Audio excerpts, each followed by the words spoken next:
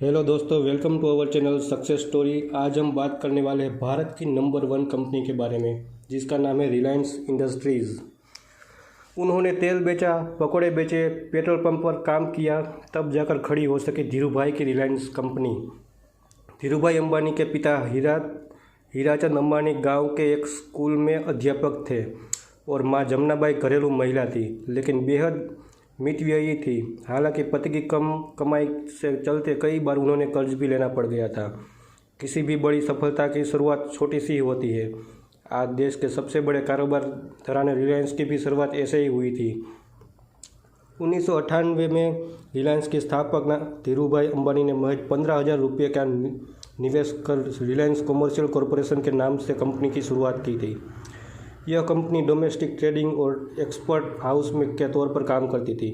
आज वही Reliance industries limited 12 lakh crore रुपए के मार्केट कैपिटलाइजेशन को पार कर गया है, जिसके मुखिया उनके बेटे मुकेश अंबानी हैं। हालांकि यह सब इतना आसान नहीं था और शुरुआती जिंदगी में धीरूभाई अंबानी को कड़ा संघर्ष करना पड़ा था।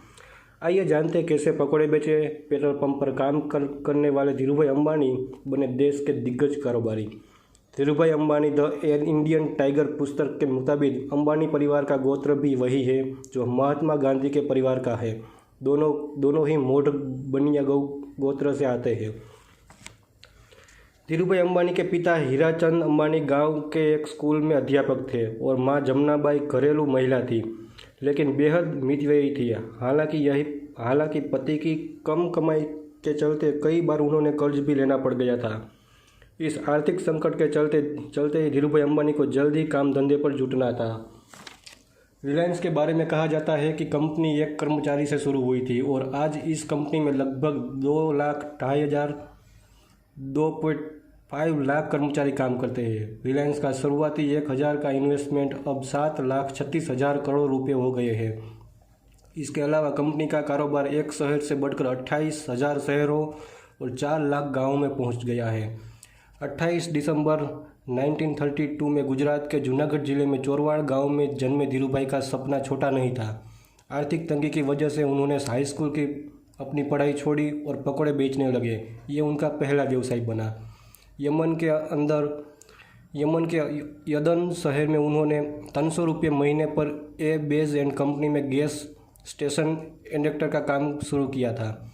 8 साल वहां गुजारने के बाद 1958 में यमन से 500 रुपये की पूंजी के साथ लौटे और अपने कजिन चंपकलाल दमानी के साथ एक टेक्सटाइल ट्रेडिंग कंपनी मार्जिन की शुरुआत की।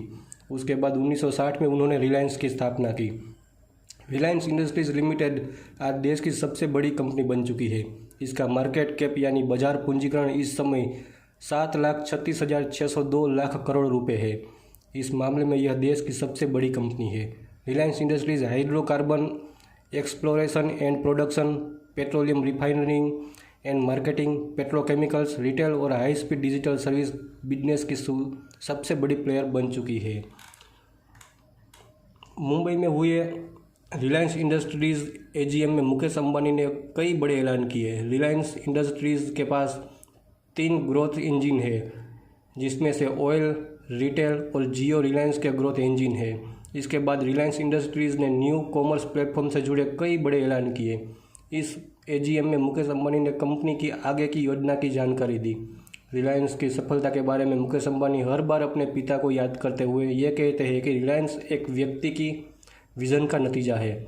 मेरे पिता और हमारे फाउंडर धीरूभाई अंबानी पिछले 40 साल में हमने जितनी तरक्की की है वह उनकी भी बदौलत है।